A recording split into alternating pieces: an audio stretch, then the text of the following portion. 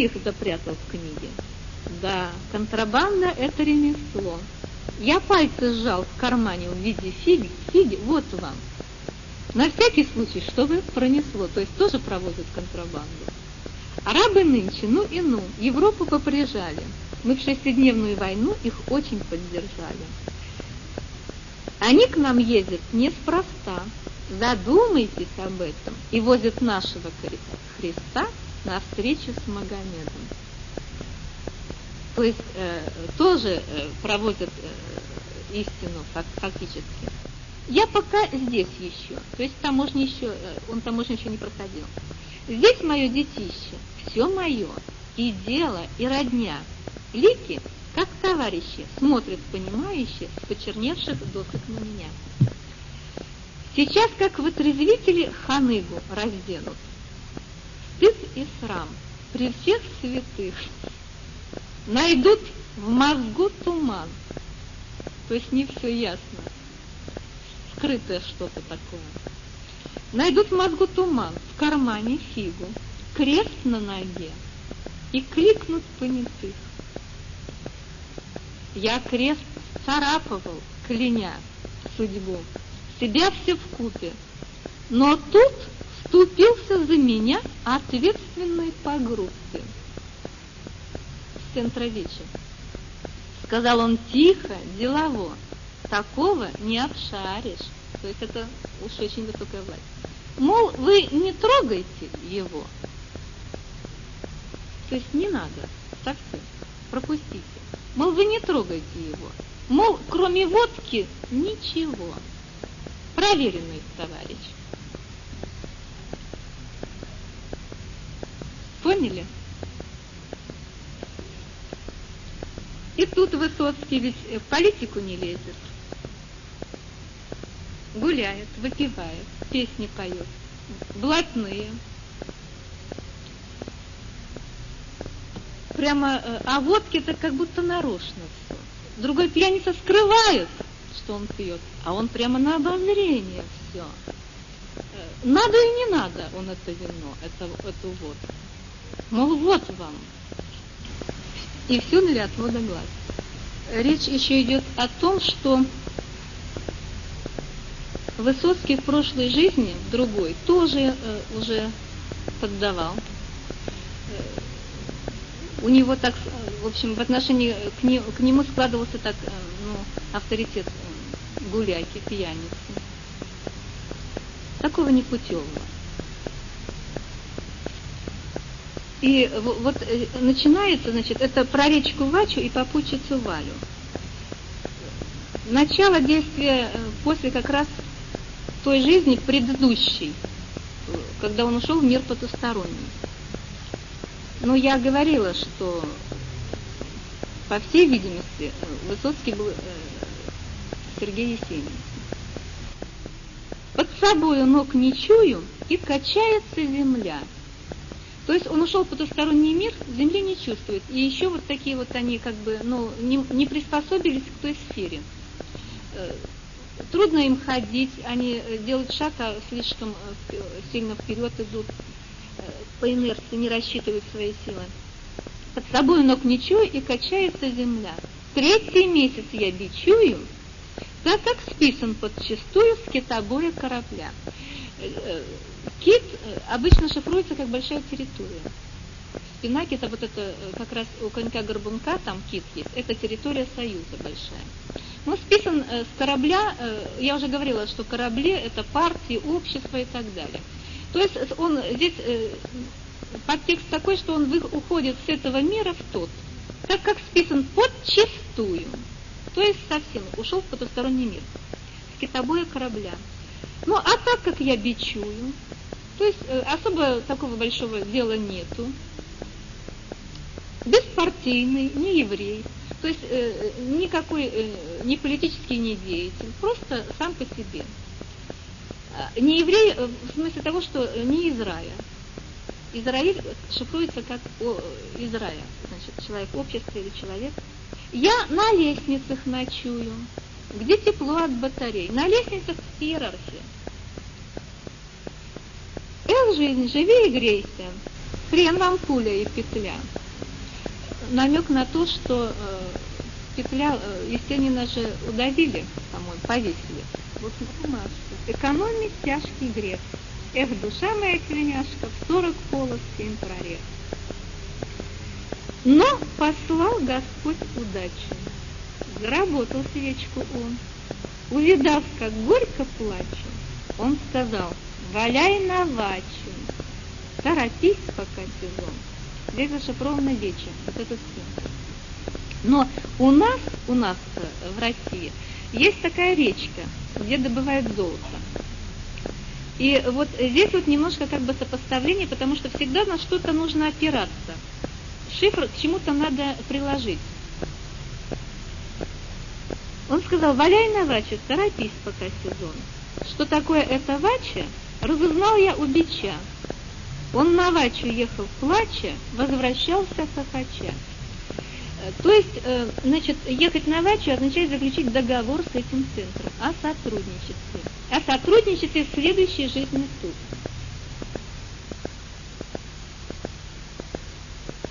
Согласно документа юридического. Почему некоторые едут плача на вачу? Вот как бы еще не знают.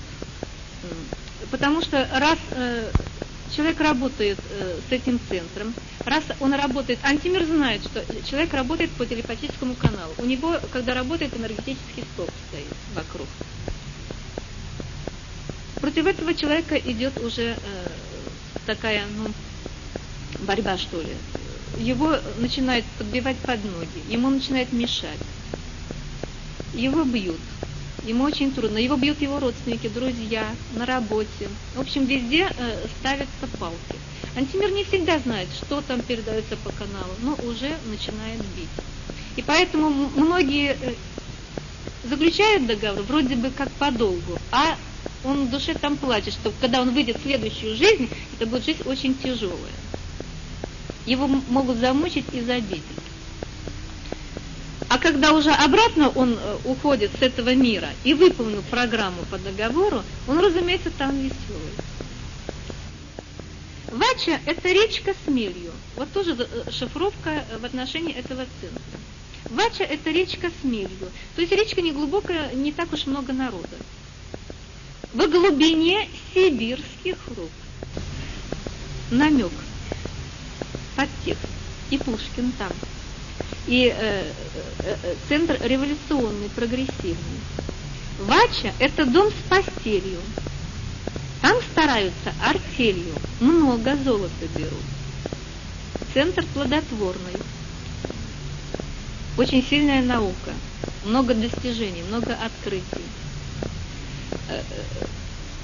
Ни один центр не может сравниться с ним по продуктивности. Самые лучшие ученые, самые лучшие писатели, композиторы и так далее. Там все. Как вербованный ишачу, то есть тут уже, значит, как вербованный ишачу, не ханыжу, не торчу. Взял билет, лечу на вачу, прилечу, похохочу. То есть посмотри, что же выйдет. Нету золота богаче, люди знают, им видней.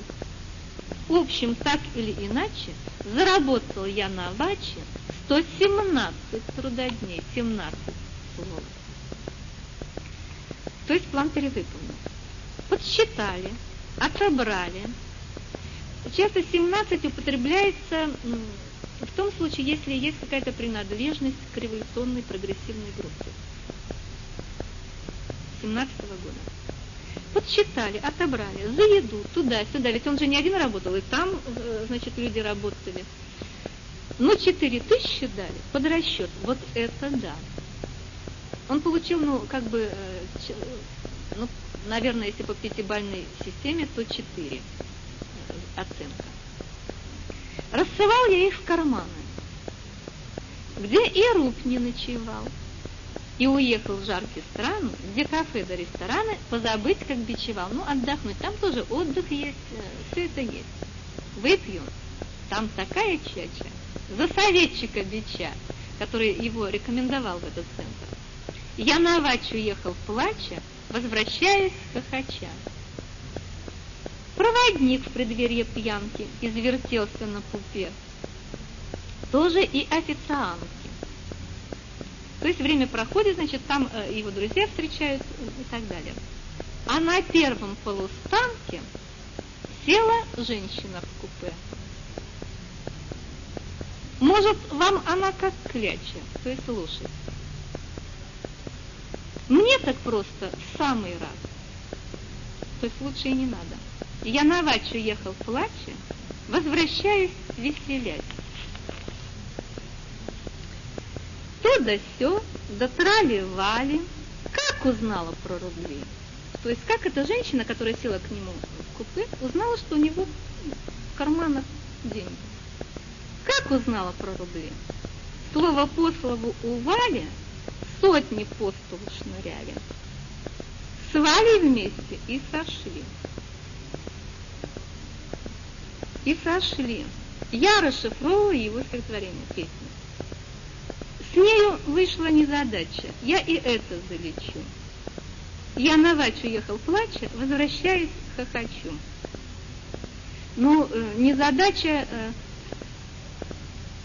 В потустороннем мире в то время он немножко был в меня влюблен там. Ну, это, в общем, в таком духе. Суток 5 как просквозило. Море вот оно стоит. У меня что было, всплыло. То есть все его стихи расшифрованы. Все сгодилось. Проводник воротит рыло и за водкой не бежит. Окружение тоже удивляется там. Все. Руб последний в Сочи трачу. Телеграмму накатал. Шлите денег, отбатрачу. Я их все прохохотал. Где вы, рассыпные? Хоть ругайся, хоть кричи. Снова ваши дорогие, магаданские родные, незабвенные бичи. И так далее. Мимо носа носят чачу. Уже мимо, он уже не пьет больше. Мимо рота алычу. Я на авачу еду, плачу, над собою хохочу. То есть снова. А давайте посмотрим, как мне тяжело было прорываться книгой и со всей моей информацией. Случай на шахте. Шахта тоже вот как вот этот вот канал связи. Вверх-вниз. Сидели, пили в разнобой. Мадеру, Старку, Зверобой. То есть разные организации, тут те центры, которые в потустороннем мире здесь, все не связаны друг с другом. Все работают по своим дорогам, по своим каналам, по своим путям. И вдруг нас всех зовут в забой. До одного. То есть идет обращение с потустороннего мира ко всем людям. И ко всем организациям в потустороннем мире. Ко всем организациям в потустороннем мире. И вдруг нас всех зовут в забой до одного. У нас Стахановец, Гагановец, Загладовец. То есть все прогрессивные, все свою систему, значит, толкают, ведут, от своих центров работают. И надо ведь, чтобы завалило именно его, другого, с этого центра веча. Он в прошлом младший офицер. Его нам ставили в пример. Он был, как юный пионер, всегда готов.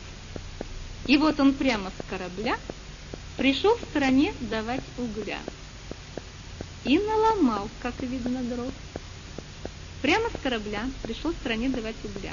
Здесь идут мои реквизиты. Я работала помощником капитана по производству на рыболовном судне. Это офицерский чин. Когда я уволилась, я начала писать книги, начались контакты. Было приказано все оставить и заниматься этим делом. Пришлось в стране давать угля, просвещать, давать огонь. И вот сегодня наломал, как видно, дров. То есть сделано какое-то дело. Тут не в плохом смысле наломал дров. Спустились в штрек, и бывший зэк большого риска человек. Но здесь зэк не в плохом смысле, а в хорошем, то есть который был, видимо, в сталинских лагерях, в тюрьмах и так далее. Сказал: беда для нас, для всех одна. Вот раскопаем, он опять начнет 3 нормы выполнять. Начнет стране давать угля, и нам хана. Померкнут другие деятели, другие лидеры, другие системы. Так что вы, братцы, не стараться, а поработаем с прохладцей. Сделаем вид, что мы помогаем. Я вторую часть книги 2 года воровала со склада из Сталина. Она была напечатана и 2 года лежала в этой же редакции на складе. Редактор говорил: вот я не знаю, что со мной случилось, я не могу отдать книгу со склада. Ничего было невозможно сделать. Это уже, вот вторая часть вам попала, уже были подключены военные, привезли. Пришлось вверху, видимо, пойти на то, чтобы даже разорить эту редакцию. И тогда, когда они были разорены, опечатывались все двери, вот только тогда они отдали книгу, отпустили. И я вывезла, значит, вот военные подключились, уже давали вертолет даже, я договаривалась, чтобы сюда книгу отдать. Вот через такие барьеры мне пришлось проходить. По Нострадамусу тоже, я тоже есть, и тоже было сказано, как тяжело было прорваться. Антимир держал, не давал выхода. Ничего нельзя было сделать, как какие-то загипнотизированные все были. Ну, напечатанная книга, 100 тысяч экземпляров. Часть немножко была выброшена вам в Ленинград, а дальше нет. И не вырвать, вы представляете, ну это же смешно, что редакция не может книгу отдать со склада. Эстония, ни Россия, ничего, не преследует никто ничего. Это было что-то непонятное. Там все не знали, что делать. И я ничего не могла сделать. Так что вы, братцы, не стараться, а поработаем с прохладцей. Один за всех и все за одного. И дальше реквизиты. Служил он в Сталине, при Сталине, то есть жил еще при Сталине. Вот вы знаете все вот эту песню, песенка о слухах. Давайте, в общем-то, проработаем. Сколько слухов в наши уши поражает, сколько сплетен разъедает, словно моль. Ходят слухи, будто все подорожает. Абсолютно. А особенно штаны и алкоголь. Вы сейчас в этом времени живете, и вы убедились, что подорожало абсолютно все. И особенно штаны и алкоголь. Словно мухи тут и там ходят слухи по домам, носятся. Действительно, слухов много. И по Библии слухи будут ходить и днем, и ночью, и будут будоражить всех все больше и больше и больше.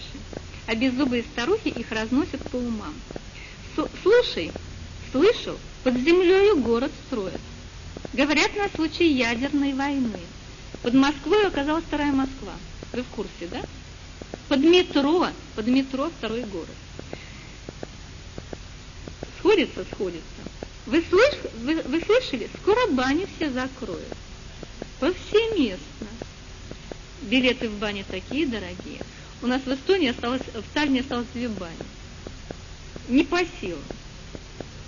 Уже такие дорогие билеты.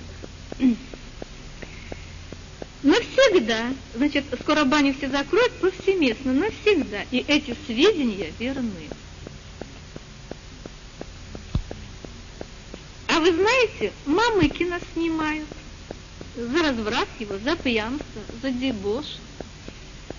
А это уже из потустороннего мира. Трон Мамоны – это трон Антихриста. На языке рая, в быту, что ли. Антихриста называют Мамыкиным. Он на троне Мамоны. Понимаете, это вот такой местный жаргон. А вы знаете, Мамыкина снимают. Значит, Сталина убрали. Предпоследним антихристом был Сталин. Его убрали за все то, что вот, в общем, фактически его убрали за искажение истории, за подделку сведений вот, о революции, за подделку ленинских документов. Вы знаете, за то, что там такая была битва и борьба против рая, что было, погибло много, это не идет в расчет. Но за подделку истории карается строго. И здесь он лишился, в общем-то, трона по этой причине. А, как я уже говорила, вместо него бывший Наполеон Гитлер на троне, но он здесь. Значит так, кстати, вашего соседа забирают, негодяя, потому что он на Берию похож. Вместе со Сталиным уходит и его все окружение, его правление. То есть и Берия, и так далее. Значит, другие подобные. Руководство вместе с антихристом уходит полностью в прошлое. Все по-новому ставится. Ой, что деется, вчера траншею рыли, откопали 2 коньячные струи. Вот алкоголем, наверное, опутают скоро все. Спивается Россия и беспробудно. Говорят, шпионы воду отравили самогоном. Ну, а хлеб теперь из рыбной чешуи. Я вам вчера говорила, что Иисус накормил 7000 человек 2 рыбами и 7 хлебами. Хлеб – это книга. Так вот, книга от человека под кодом рыбы, который вышел к рождению, есть, значит, хлеб из рыбной чешуи. Словом, ну так далее, снова тут не буду. Закаленные во многих заварухах слухи ширятся, не ведая преград. Ходят слухи, что не будет больше слухов. Абсолютно. Ходят слухи, будто сплетни запретят. Будет замена населения. Этих слухов, то есть многих людей не будет. Ну, коль зашел об этом вопрос, пора приступить и к расшифровке тоже на эту тему. В стихотворении «Затяжной прыжок» рассказывается о том, как внедряют человека в белковое тело, вот во взрослое. Когда одна душа ушла, ее вытащили, значит, идет подмена души, а другого эфирного человека, значит, в тело в это внедряют.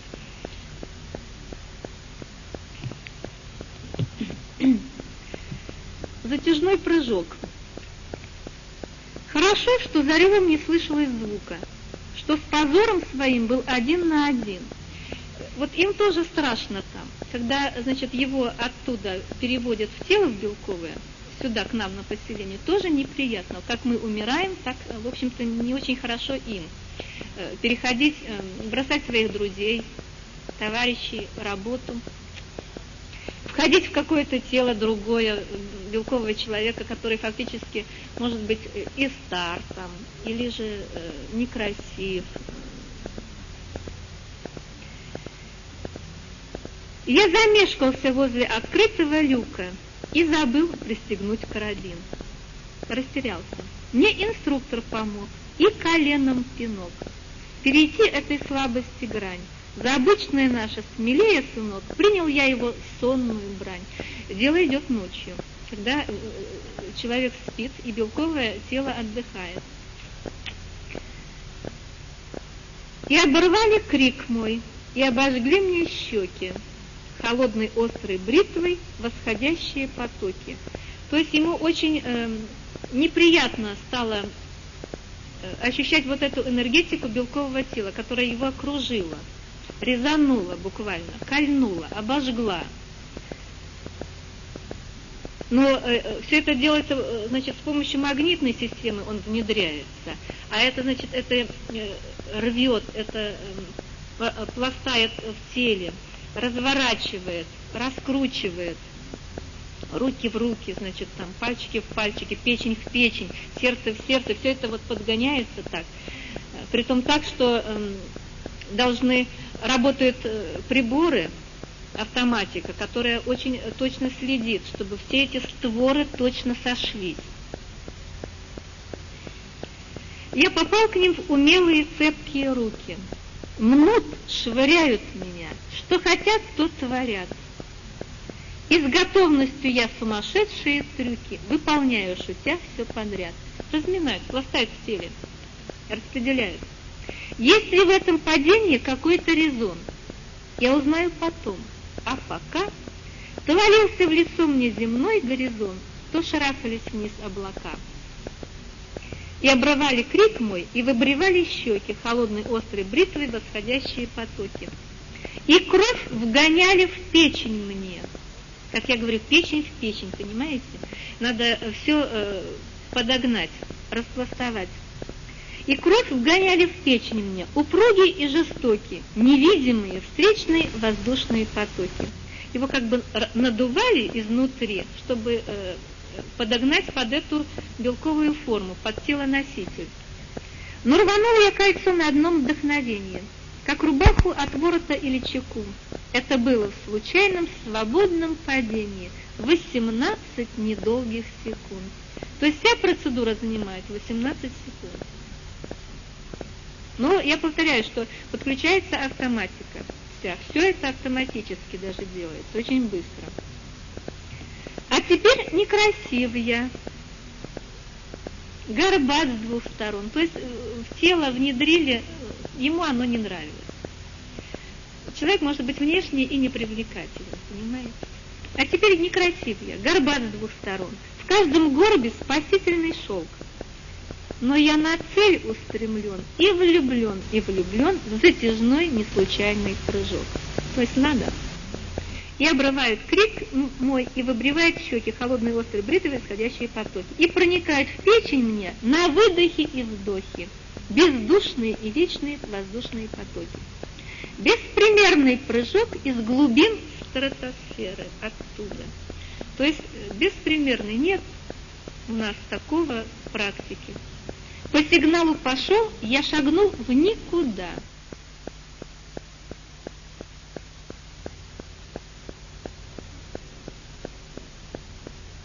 Встречаю руки в боки, прямые, безупречные воздушные потоки. Ветер в уши сочится и шепчет скабрезно. Не тяни за кольцо, скоро легкость придет. До земли 300 метров, сейчас будет поздно. Ветер врет, обязательно врет. Это вот в теле еще сомнения, вот что вот правильно поступил или неправильно, вот еще не хочется. Стропы рвут меня вверх, выстрел купола, стоп. Все. И как не было этих минут. Нет свободных падений с высот, но зато есть свобода раскрыть парашют. Мне охлаждают щеки, приводят в чувство, понимаете? После того, как в тело внедрили, его приводят в чувство. Вы понимаете, вот кто прыгал с парашютом, тот знает, что это совершенно все нереально. Мне охлаждают щеки и открывают веки. Щеки, холодной острой бритвой восходящей.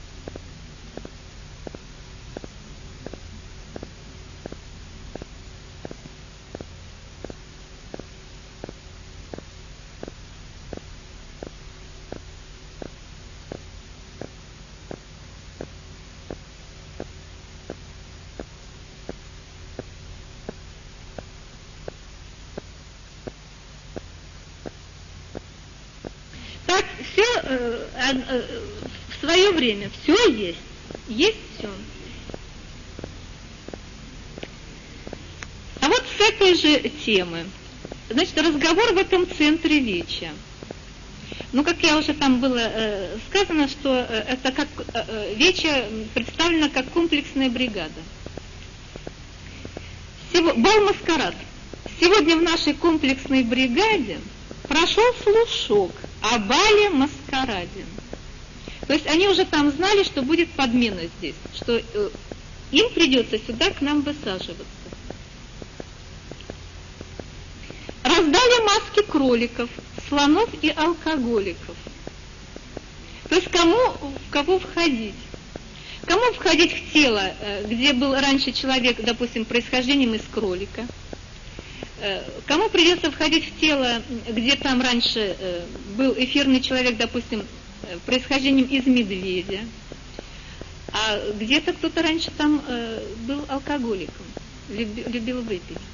И в это тело будут внедрять тоже. Так вот, раздали маски кроликов, слонов и алкоголиков. Начали все это в зоосаде. Зоосад шифруется как биосфера. Зачем идти при полном препараде? Скажи мне, моя радость, Христа ради.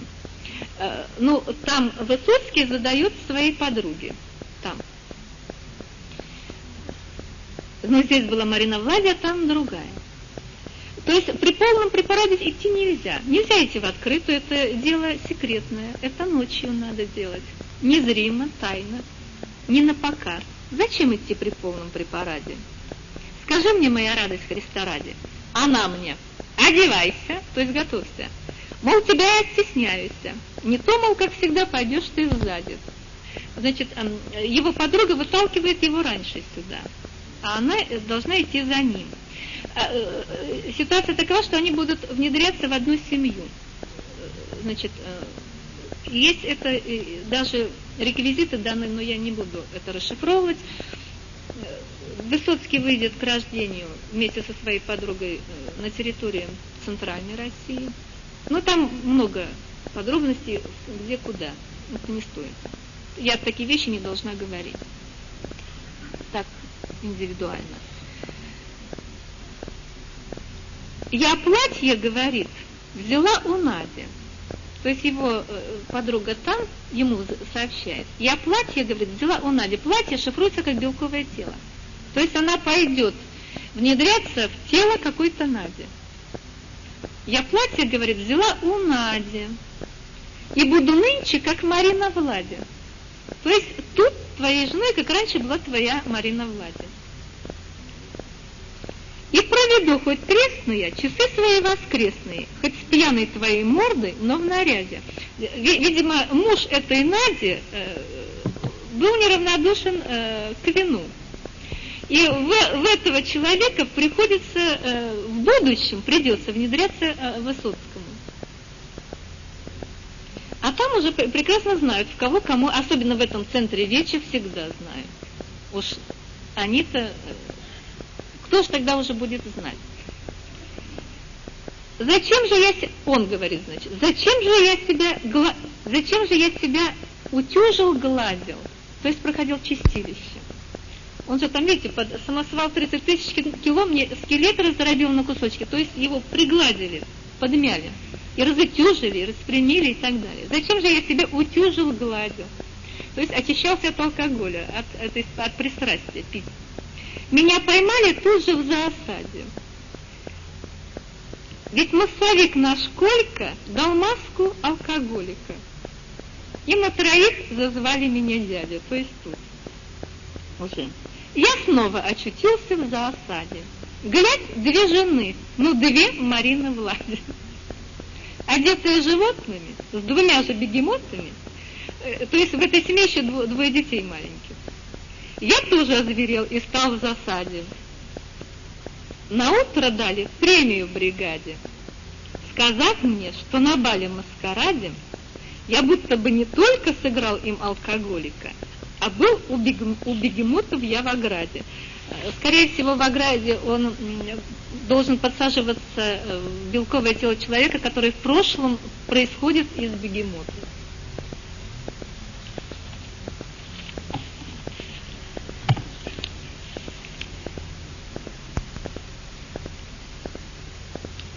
Ну что, теперь знаменитую песню «Охота на волков»?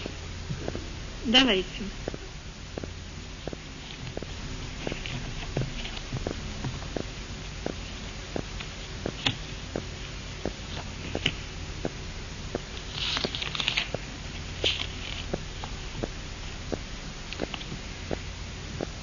Так, в 94 году будет заменяться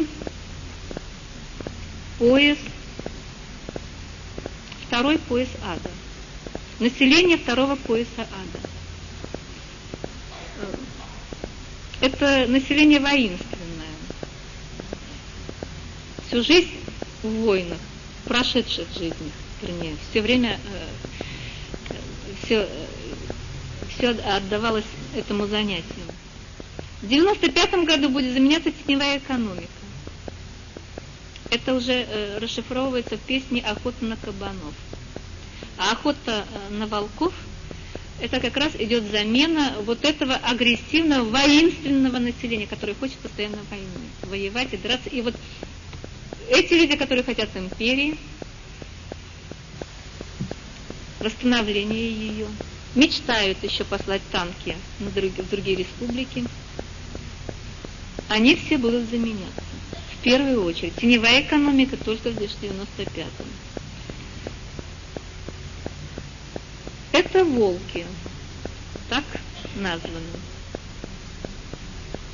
Между прочим, это будет заменяться и армия Жириновского. Он Владимир Вольфович, а Вольф это по-немецки волк.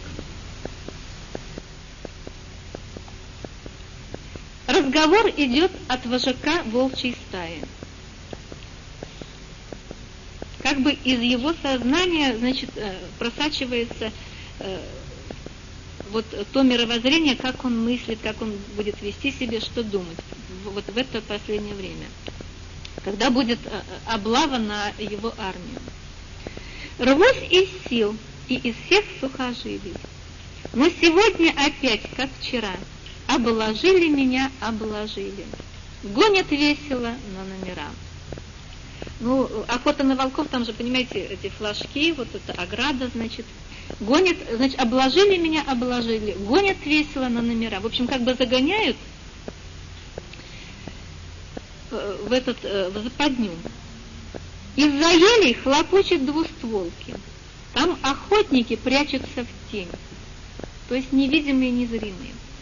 На снегу кувыркаются волки, превратившись в живую мишень. Идет охота на волков, идет охота на серых хищников, матерых и щенков. Кричат загонщики и лают псы до рвоты. Это год, 94-й год собаки. Особо будет сильно. Кровь на снегу и пятна красные флажков. Волк не может перепрыгивать через ограду с красными флажками. Что это означает? В прошлом Наполеон Гитлер клялся в том потустороннем мире, что он никогда не примет на вооружение марксистско-ленинские идеи. То есть никогда не станет под красный флаг. Никогда не пойдет по этому пути, никогда не примкнет к этому ополчению. В антимире тоже много сторонников, много коммунистов, но коммунисты, как я уже вчера говорила, это сталинская платформа, не марксистско-ленинская, они с имперскими замашками. Но в любом случае Наполеон Гитлер клялся, что он никогда не замарает свою честь красным флагом. И поэтому волк не должен перепрыгивать через красные флажки. Ему бы убежать и перепрыгнуть через красный флажок. Принять на вооружение эти идеи. И многое бы изменилось. Конечно, отбросив имперские амбиции, но он не может. Волк не может нарушить традиции. Нет, значит так. Не на равных играют с волками егеря, но не дрогнет рука.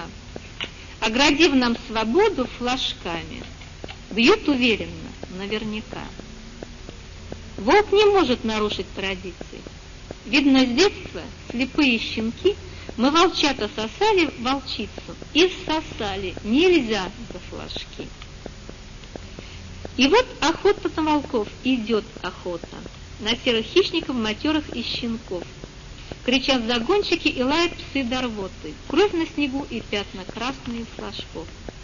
Наши ноги и челюсти быстры. Почему же, вожак, дай ответ? Мы затравленно мчимся на выстрел и не пробуем через запрет. Почему же нам не вступить в союз с Ампиловым, с его партией? Совместно. Понимаете? Нельзя. Он давал клятву. Волку нельзя через флажок. Хотя вообще-то на 1 мая с Ампиловым они устраивали бойню. Волк не может, не должен иначе. Вот кончается время мое. Тот, которому я предназначен, улыбнулся и поднял ружье. Идет охота на волков, идет охота. Значит так, я из повиновения вышел. Вожак вышел из повиновения. Не стая, а вожак вышел из повиновения, то есть нарушает свою собственную клятву. Я из повиновения вышел за флажки, то есть примкнул, вошел в союз красный. Я из повиновения вышел за флажки, жажда жизни сильней. Только сзади я радостно слышал удивленные крики людей. Не бывало такого. Рвусь из сил и из всех сухожилий, но сегодня не так, как вчера. Обложили меня, обложили. Но остались ни с чем егоря. Это он так считает еще, что остались ни с чем егоря, что он все равно прорвется. Это начало охоты. Конец охоты на волков. Или охота с вертолетов. Я упустила одно еще сказать, что когда идет подмена души, то прилетает такой продолговатый аппарат. Там сидят 3 человека. Значит, врач, хирург, тот, которого, значит, должны внедрить, и юрист, который должен объявить приговор. За что, в общем, человек удаляется, бывший. Вот этот продолговатый аппарат, значит, он легкий такой, очень маневренный, называется стрекозой в потустороннем мире. Словно бритва рассвет полоснул по глазам, то есть под конец ночи идет свет. Оттворились курки, как волшебный сезам. Появились стрелки, на помине легки, и взлетели стрекозы в толще реки. Ну, река кодируется как народ. Вода любая как народ, но протухшая река — это народ порочный. И потеха пошла. В 2 руки, в 2 руки. Вы легли на живот и убрали клыки. Присмирели. Даже тот, кто нырял под флажки, чуял волчьи ямы подушками лап. Тот, кого даже пуля догнать не могла, тоже в страхе взапрел и прилег, и ослаб. Чтобы жизнь улыбалась волкам, не слыхал. Здесь уже вожак говорит: зря мы любим ее однолюбой. Вот у смерти красивый широкий оскал и здоровые крепкие зубы. Улыбнемся же волчьей ухмылкой врагу, то есть все равно вроде бы не сдаемся. Сам еще не намылены холки, но на татуированном кровью снегу наша роспись: мы больше не волки, то есть нет больше их. Они уничтожаются. Мы ползли по собачьи хвосты подобрав, к небесам удивленные морды задрав. Либо с неба возмездие на нас пролилось, либо света конец. Действительно, света конец. Начинается другая эпоха. И в мозгах перекос. Новое мировоззрение идет. Только били нас в рост из железных стрекоз. Кровью вымокли мы под свинцовым дождем и смирились, решив, все равно не уйдем. То есть по-доброму не уйдем. На тонком плане будет предложено покинуть территорию, уехать. Пожалуйста, кто не согласен будет с подменой души, на тонком плане у каждого с душой будет разговор. будет предложено: можешь покинуть территорию России, и будут даны все возможности уехать. Если не желаешь, тогда подмена.